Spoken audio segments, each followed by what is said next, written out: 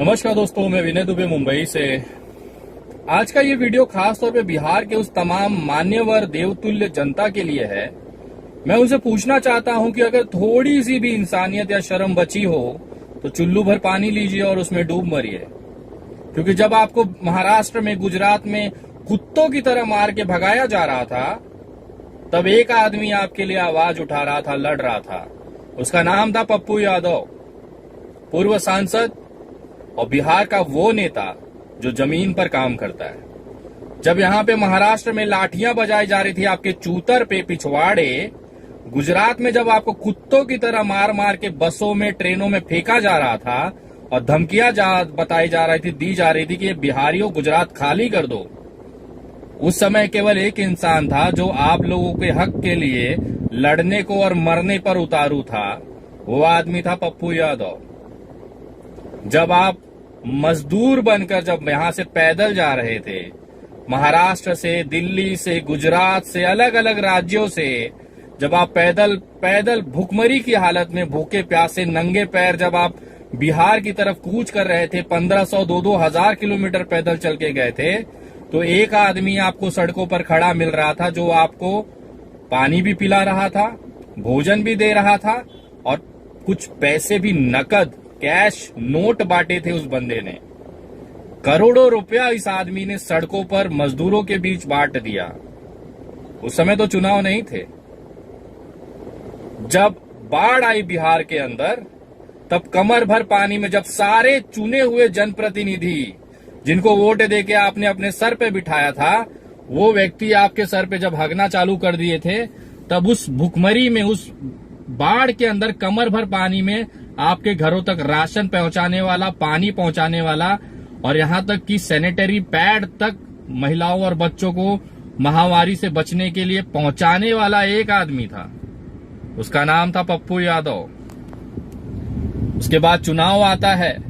हमारे बिहार के वो सारे मजदूर अपनी 2-2 हजार किलोमीटर की यात्रा भूल जाते हैं, वो लाशें भूल जाते हैं, तमाम यातनाएं भूल जाते हैं और पप्पू यादव अपनी खुद की सीट हार जाता है।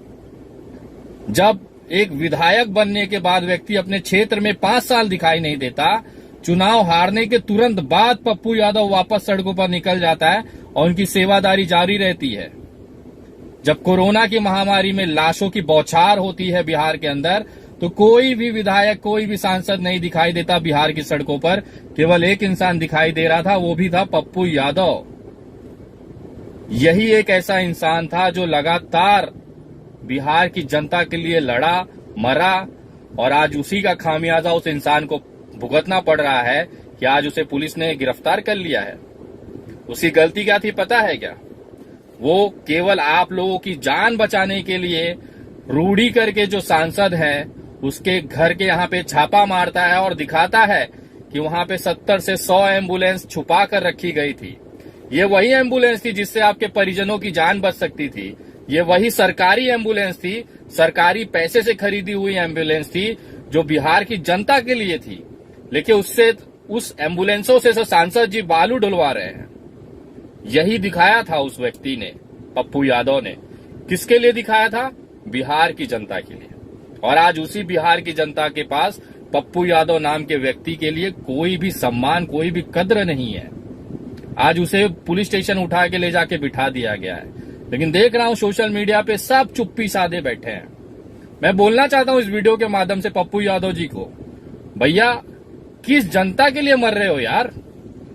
उस जनता के लिए जो आपकी कदर नहीं करती है? किसके लिए अपनी जान दांव पे लगा रहे हो? जो खुद आपका नहीं है, जिसके मुंह पे आपने निवाला डाला। आपके कार्यकर्ता दिन रात वहां पे लंगर लगा रहे हैं अस्पतालों में। आप वार्डों में, कोरोना वार्ड में परिजन नहीं जाता है। जिसका कोई परिवार का सदस्य वहां पे भर्ती होता है ना, वो परिवार का सदस्य देखने नहीं जाता है। न कोई रिश्तेदार कोविड वार्ड में घुसने की हिम्मत करता है, इस डर के कि मुझे भी कोरोना हो जाएगा, मैं भी मर जाऊंगा। उस कोरोना वार्ड में आप अंदर जा जाके मरीजों का हालचाल पूछ रहे हो, 25,000, 50,000, लाख रुपया कैश बांट रहे हो, नकद नोट की गड्डियां उनके हाथों में दे रहे हो कि आप अपना इलाज कराओ। अगर कहीं पूरे देश में कहीं कोई मर जाता है, कोई हत्या हो जाती है, आप वहां पे पहुंच जाते हो। किसके लिए मेरे भाई? किसके लिए? किस जनता के लिए? इस जनता के लिए जो मुंह में लेके लॉलीपॉप चूसे पड़ी है। और सरकार तो ये करेगी ही ना, उनको दिखाने के लिए कुछ नहीं है। अगर आप सोचे इनका क्या अपराध रहा है, कौन सा ऐसा क्राइम कर दिया इन्होंने। जब क्रिमिनल थे, जब पप्पू यादव दबंग व्यक्ति था, तब कोई कुत्ता उनके सामने खड़ा नहीं होता था। आज वो इंसान साधु बन गया है, अपना सारा पिछला जो उनका इतिहास है वो खत्म करके एक अच्छा इंसान बनने की कोशिश कर रहा है, दिन रात जनता के बीच में मर रहा है जाकर, तो उसे गिरफ्तार कर लिया जाता है। मुझे उस पुलिस वालों पे तरस आता है कि हिम्मत कहां से आती है यार। आपके अंदर इंसान नहीं है, आपके घर पे बच्चे नहीं है क्या? ये इंसान किसी के बच्चों की जान ही तो बचा रहा है, ये इंसान किसी को ऑक्सीजन ही तो दे रहा है, ये इंसान किसी की जान बचाने के लिए एम्बुलेंसों की तो मांग कर रहा है। किसके लिए कर रहा है? पुलिस वालों के बच्चे नहीं जाते हैं क्या एम्बुलेंस से? उनको ऑक्सीजन की जरूरत नहीं पड़ती है? जिन भी अधिकारियों ने कार्रवाई की है, मैं पूछना चाहता हूं, घर जाइएगा, अपनी पत्नी से आंख मिलाइए, अपने बच्चों से आंख मिलाइएगा और बोलिएगा हमने अपराधी पप्पू यादव को गिरफ्तार किया है, और मुझे गर्व है इस चीज का। अगर थोड़ी भी शर्म बची होगी, बिहार की जनता को मैं बोलना चाहता हूं, अगर थोड़ी भी शर्म बची होगी तो इस इंसान का साथ दीजिए। इसको किसी की जरूरत नहीं है। ये आज भी, अभी भी फोन पे बात हुई, बोला विनय भाई हम कर लेंगे जो भी है, लेकिन मुझे समझ में नहीं आ रहा है आप किसके लिए कर रहे हो। ये आदमी के पास क्या उद्देश्य है? चुनाव लड़ना, ये हार गया, उसके बाद जब 5 साल बाद चुनाव आना, इस समय तो कोई विधानसभा कोई लोकसभा भी नहीं है। किस लिए कर रहा है ये इंसान? करोड़ों रुपया मजदूरों को बांट दिया, चुनाव के बाद लगातार करोड़ों रुपया खर्चा करके ये ऑक्सीजन बांट रहा है, लंगर लगा रहा है, खाना खिला रहा है। किसके लिए खिला रहा है मेरे भाई? और बिहार सरकार से बोलना चाहता हूं कि अगर आज पप्पू यादव को रिहा नहीं किया गया, बाइज्जत उस व्यक्ति को, इस मानवता, इस इंसानियत की मूर्ति को अगर आपने आज रिहा नहीं किया ना, तो आप जेलों के दरवाजे खोलिए। विनय दुबे कल पटना पहुंचेगा और अपने तमाम कार्यकर्ताओं के साथ पहुंचेगा, उठा के जेल में डाल दीजिए। मैं तोड़ता हूं धारा 188, उखाड़ लीजिए विनय दुबे का। देखना है मुझे आपकी जेलों में कितनी ताकत है, कितने लोगों को आप जेल में डालते हैं। अगर पप्पू यादव को ससम्मान, पूरे इज्जत के साथ अगर उनको बाइज्जत बरी नहीं किया गया, अगर उनको थोड़ी सी भी खरोच आती है, थोड़ा सा भी उन्हें तकलीफ होता है, तो याद रखिए पूरे देश के सामाजिक कार्यकर्ता आपके बिहार के, आपके पटना के गांधी मैदान में वहां पे जमा हो जाएंगे और आप गिरफ्तार करके डालिए जेल में। और मैं कोई धमकी नहीं देता हूं, मैं बाकायदा आपको ईमेल भेज रहा हूं डीजीपी साहब, आपको बाकायदा ईमेल कर रहा हूं सीएम साहब। अगर आज शाम तक पप्पू यादव को रिहा नहीं किया गया तो याद रखिए आपकी जेलें कम पड़ जाएंगी। इतने कार्यकर्ता हम आपके साथ में, जेल हम खुद अरेस्ट होना चाहते हैं, आप गिरफ्तार करिए। अगर किसी की जान बचाना अपराध है तो पप्पू यादव अपराधी है।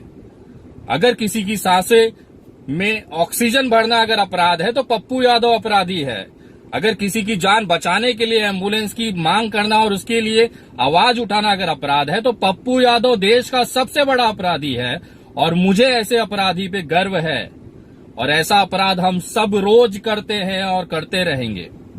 पप्पू यादव भैया आप बिंदास रहिए। अगर बिहार की जनता को शर्म नहीं है तो इसका मतलब ऐसा नहीं है कि देश आपके साथ नहीं है।